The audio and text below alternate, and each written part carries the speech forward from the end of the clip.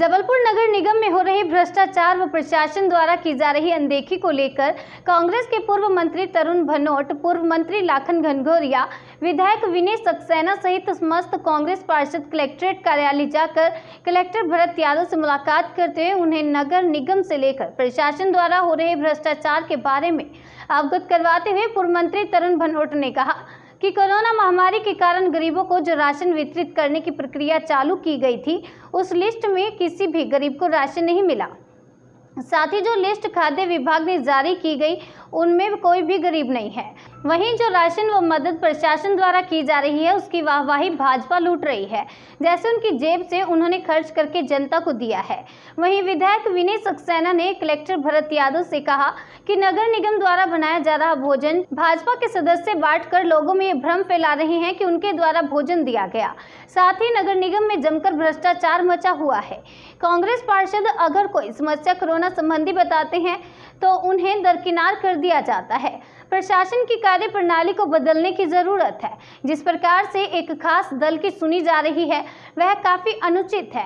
वहीं विनय सक्सेना ने बताया कि जिस प्रकार पिछले हफ्ते लॉकडाउन के बावजूद भी प्रशासन के जिम्मेदार अधिकारी ने भाजपा के द्वारा लिखित में पूर्व मुख्यमंत्री कमलनाथ के नाम से लिखे हुए आवेदन में अनुमति मांगी और एसडीएम ने अनुमति दे दी, ये प्रशासन की कार्य प्रणाली पर उंगली उठा रहा है।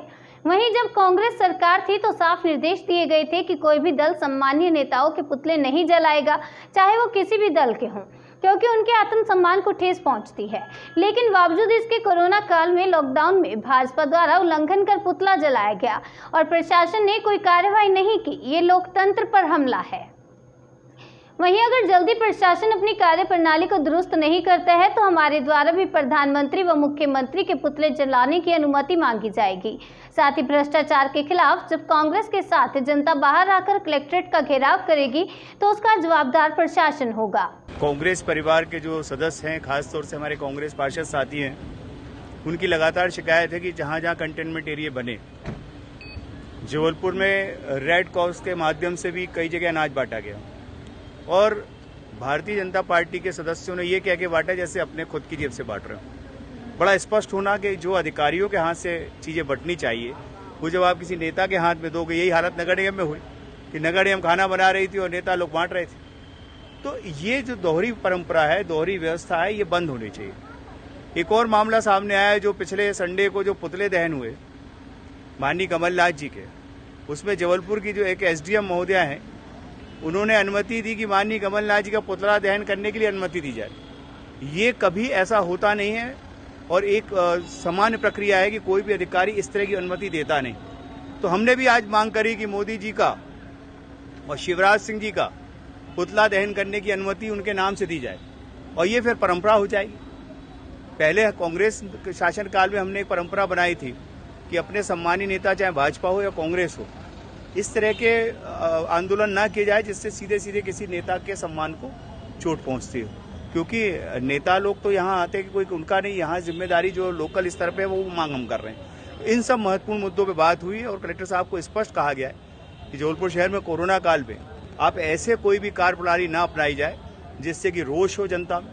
और फिर अगर ऐसे में जनता सड़कों पर आती है, नगर में भी कुछ मुद्दे जो है स्मार्ट सिटी की, उन पर भी चर्चा हुई है, और अगर इन सब मुद्दों पे कड़ी कार्रवाई आप नहीं करते, अपनी कार्य प्रणाली नहीं सुधारते हैं, तो अगर जबलपुर शहर की जनता सड़कों में हमारे साथ आती है और कलेक्ट्रेट का घेराव होता है तो उसकी जिम्मेदारी जिला प्रशासन की होगी।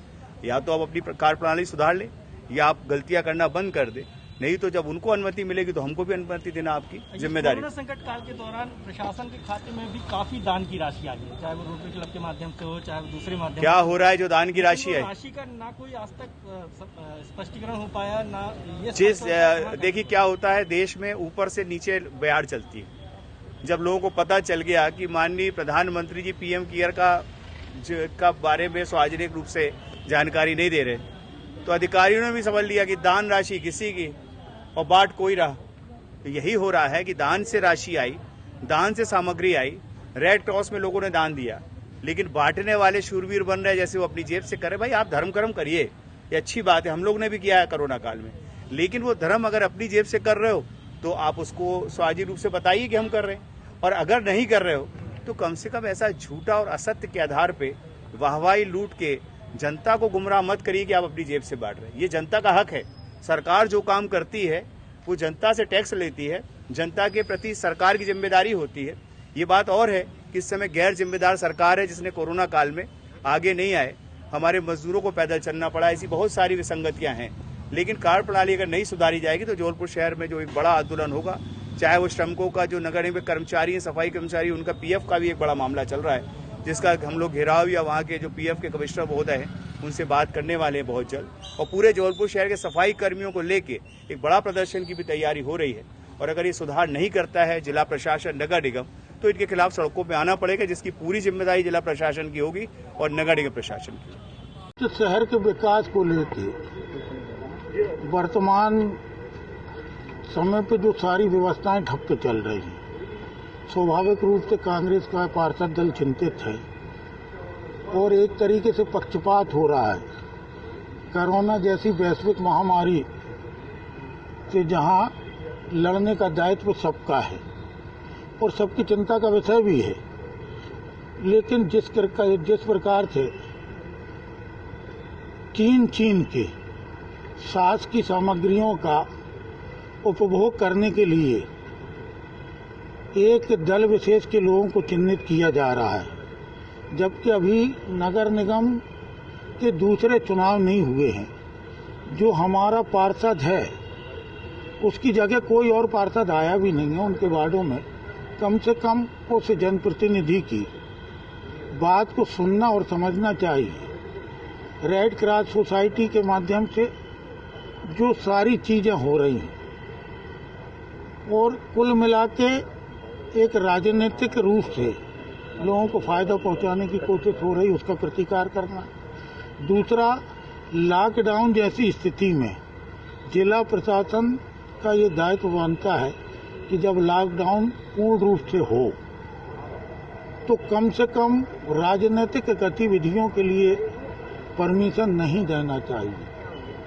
लेकिन जिला प्रशासन ने यदि परमिशन दी है पिछले दिनों संपूर्ण लॉकडाउन के टाइम, तो ये जिला प्रशासन की चूक नहीं, नाकामी और अक्षमता है।